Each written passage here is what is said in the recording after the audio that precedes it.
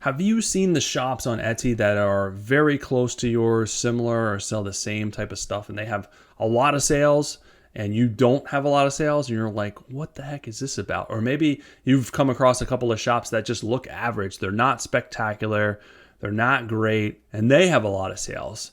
And it just really doesn't make sense as to why they have a lot of sales. And if you're watching this on YouTube, go ahead and post a comment below to let me know that you've seen this as well. I'm just really interested to see if you've come across this.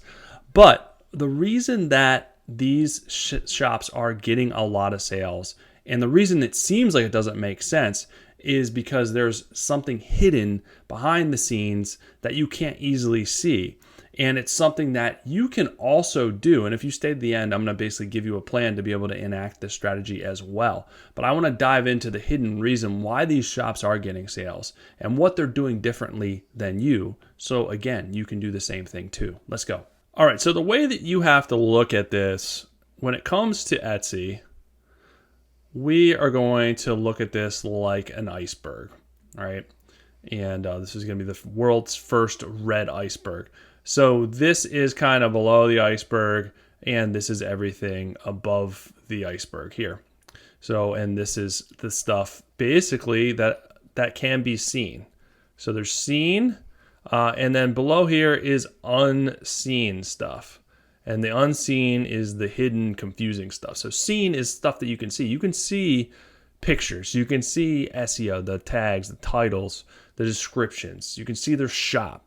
So that's stuff you can see. The unseen stuff, you can't see, stats.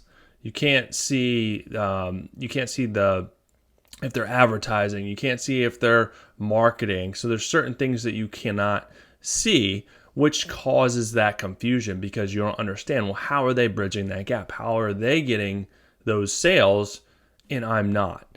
Even that it seems like they're selling the same things. Maybe my stuff's priced similarly. Well, the difference is, I can almost guarantee it, is this unseen stuff. So before this gets really messy, we're going to scroll down a little bit and kind of dive into it. So the unseen, hidden stuff is really what I want to dive deeper into so that you guys can see if you're doing it, maybe do a better job at it, and start basically copying the strategy that a lot of these other shops are doing. All right, so when it comes to the unseen stuff, and I changed this to blue because it just looks a little bit better, there's stuff that you can influence, right? I'm going to give you a check mark. And then there's stuff that you cannot influence. So stuff that you cannot influence, like for instance, if you're doing like offsite ads, which you have no control over, and that may or may not be bringing sales, or your competition may be getting sales off that. That's not something we're going to focus on because we cannot influence that directly. So we're not going to pay attention to it. The things that I'm talking about are the things that we can influence. And the external unseen thing that you can influence the most is going to be marketing. Really hard to write on this thing. So that's what I'm talking about, and that's kind of what I dive into is the marketing. And there's a lot of different forms of this. This is not this is not just the run-of-the-mill simple marketing that you're thinking of. And some of this maybe you may know about, but I'm going to go into some things that are a little bit deeper. It's not a one-size-fits-all thing, and you can kind of pick what you like most. But basically what it comes down to is most of these shops are getting, and they're basically doing some type of marketing, paid or unpaid, right? They're doing marketing and they're sending that traffic to their shop, which is causing more sales and them to make more money. So that is the difference, right? They're doing that external stuff that is unseen, that's kind of below the surface, and you can't see that. You're just seeing the above the surface stuff. You're just seeing the money and the sales being made, and it makes you think that you have a shortcoming, that you're doing something wrong in your shop. You're not. You're just not doing the hidden external marketing that they're probably doing. And I want to dive into a couple of different options for you to be able to start doing this. But real quick, do you like to win money? I should have turned this green. Do you want to win money and prizes while building a profitable Etsy business? Sure, right? The answer is yes. At least I hope it is. Then I want to invite you to the brand new launch of the Etsy games. So there's a link below, but this is a super fun community geared to helping you get your first or next Etsy sale within 30 days while having the opportunity to win cash prizes and swag each and every month.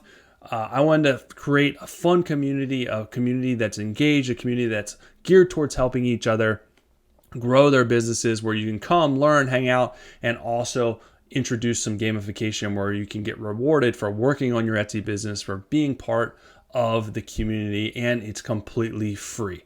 No BS. I want to help you and have fun while working on your business. There's a link below. See you guys in there. All right, let's get back to this episode. All right, so let's dive into the different marketing things that you can do if you want to start to do some of this hidden stuff that these other shops are doing. So the first one is going to be social media. So this is something that's straightforward, right? You all know about social media. The key is to pick one or two social media channels and go all in on those social media channels. Don't do all the social media channels. A lot of people do TikTok, Facebook, Instagram, X, Threads, all of them. And that's a lot, especially when you're starting out. Pick one or two. If you pick Facebook, it links with Instagram. You can hit 2 for 1 there. It's a little bit easier. But pick one or two and then start posting content. Another pro tip for you is to not just post buy my stuff content. It has to be truly valuable content. The side effects should be them coming to your store and wanting to buy your stuff, but it can't all be about buying your stuff. That's not going to make people want to buy your stuff. It has to be something of value related to your niche, related to things that they want from you. So if you sell clothing, maybe you give value based on how to accessorize different clothing, or fun ways to wear scarves, or funny memes related to clothing or closets or whatever. Lots of different ways to skin a cat there, but you have to go all in one or two. Be consistent. Post multiple times a week, if not multiple times a day. And that's the other thing. Most people post once a month, once every 2 weeks. It's never going to work. You have to be consistent. It has to be part of your workflow. So if you want it to work, and that's with all of these, you have to be super consistent. The next really good one is going to be YouTube. So YouTube is not social media. It is owned by Google, and YouTube is a search engine. So this is a great way to provide valuable content and then link back to your shop. And people will find this stuff in Google when they're searching. When you search in Google, YouTube videos are popping up. So I know it may seem scary at first, but if you find, if you start working at this and start producing regular content on YouTube, you're going to get better at it, and it's going to end up sending you a lot more traffic to your shop. Some of the top shops on Etsy have big YouTube channels, big YouTube followings.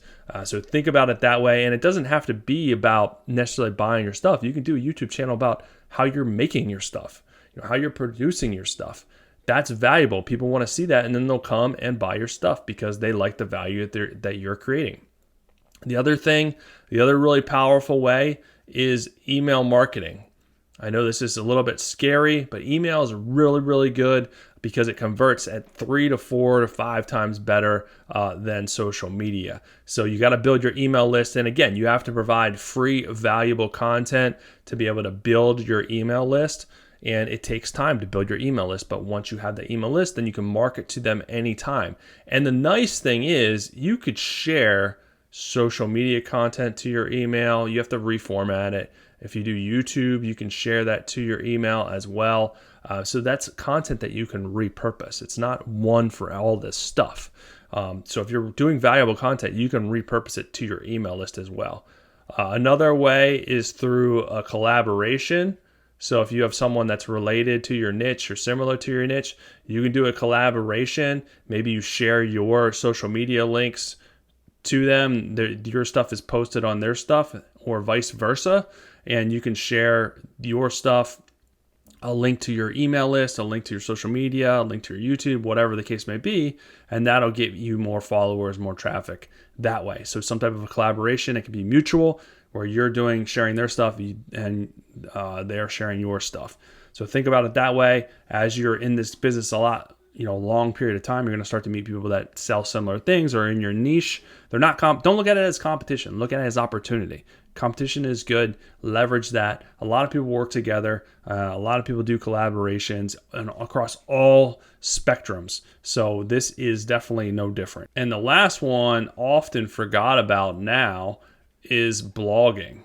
All right, so this is really, really powerful. Blogging is a great way not only to send a ton of traffic to your Etsy shop or your website, but you can also get opt-ins to your email list from your blog, because you can do a blog with a call to action, a blog that's about something valuable, that has like a free guide in it or has a free checklist or something like that related to your niche. So you can do a blog, and then you can get traffic not only to your Etsy shop, which here will be your Etsy shop. You can get traffic to your Etsy shop, but you can also get opt-ins to your email list. You can also include links to your social media from your blog. You can also embed YouTube videos on your blog. So all this stuff can be repurposed, and you can send traffic across all platforms, but be strategic about it. You can't do this all in one place, right? So if you have a blog, maybe you embed a YouTube video and then you have a call to action to your email. Don't do a blog and then have follow my social media, follow my YouTube, sign up for my email list. No, that's too much. You should really only have one main thing that you want someone to do from whatever piece of content that you create. And a lot of this is going to be based on just value, and then you're going to have your links in that piece of content, and they're going to come and view your piece of content. So these are the main ways that a lot of sites are taking advantage of to drive traffic to their Etsy shop. And another thing, kind of a side note here, a sidebar, is you have to make sure that your shop is optimized and good and your stuff looks good. So this isn't something that you want to necessarily start out of the gate if you're still really, really green when it comes to your shop. Because if you're spending all this time on social media or wherever creating content to send people to your listings, and your listings aren't good and they don't buy, that could inevitably hurt your shop, because it's going to lower your conversion. The algorithm is going to think that your stuff isn't that good, so it's going to hurt your ranking. So make sure that your stuff is good, your pictures are good, your pricing is good before you spend a ton of time trying to ramp it up with this. So get your feet wet, start your Etsy business and run that for a while. Make sure you're getting better at taking pictures, refining your craft before you turn to doing a ton of content to send a ton of traffic and your stuff isn't good, because it could hurt you. Chances are you'll still get some sales, but just keep that in mind. The goal of this is really just sending a lot of traffic, a lot more traffic, and then people will start to buy your stuff. So there's a lot of different ways to skin the cat when it comes to this, the marketing side of it, and a lot of different strategies. So this is just kind of an overview of what's possible and what you can do if you're ready to send that extra hidden traffic. But that's it for this episode. Hopefully that guy kind of gives you a good idea of what some of these other shops are doing. And also make sure you guys join the Etsy Games. It's going to be super fun. Can't wait to see you in there. But that's it for this episode. I'll be back soon with another good episode for you guys.